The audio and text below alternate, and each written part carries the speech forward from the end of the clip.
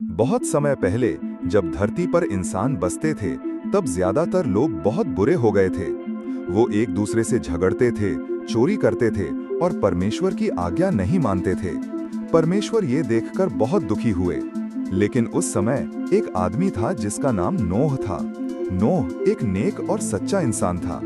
वो परमेश्वर पर विश्वास करता था और उनकी आज्ञा मानता था। परमेश्वर ने देखा कि नोह ही एकमात्र ऐसा व्यक्ति है जो सही रास्ते पर चल रहा है। परमेश्वर ने नोह से कहा कि वो धरती पर एक बहुत बड़ी बाढ़, जल प्रलय लाने वाले हैं, जिससे सारी बुराई खत्म हो जाएगी। लेकिन परमेश्वर ने नोह और उसके परिवार को बचाने का फैसला किया। परमेश्वर ने नोह को एक बहुत बड़ी नाव, आर्क बनाने का आदेश दिया। ये कोई साधारण नाव नहीं थी, इसे बहुत खास तरीके से बनाना था और परमेश्वर ने नोह को हर हिस्से का नाप और तरीका बताया।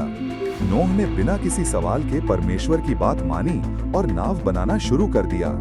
नाव बनने में बहुत साल लगे और इस दौरान नोह लोगों को चेतावनी भी देता रहा कि बाढ़ आने वाली है, लेकिन किसी ने उसकी बात पर विश्वास नहीं किया।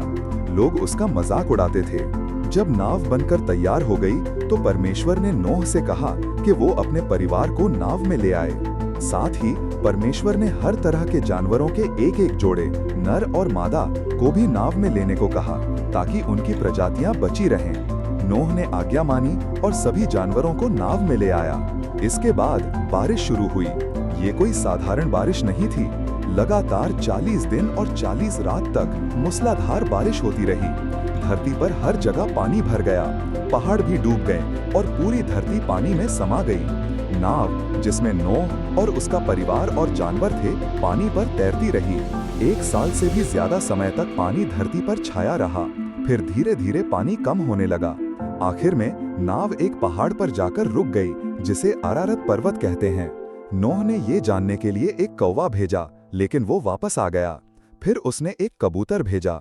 पहली बार कबूतर वापस आ गया, लेकिन दूसरी बार वो अपनी चोंच में एक जैतून की पत्ती लेकर आया। ये इस बात का संकेत था कि पानी सूख रहा है और पेड़ पौधे फिर से उग रहे हैं।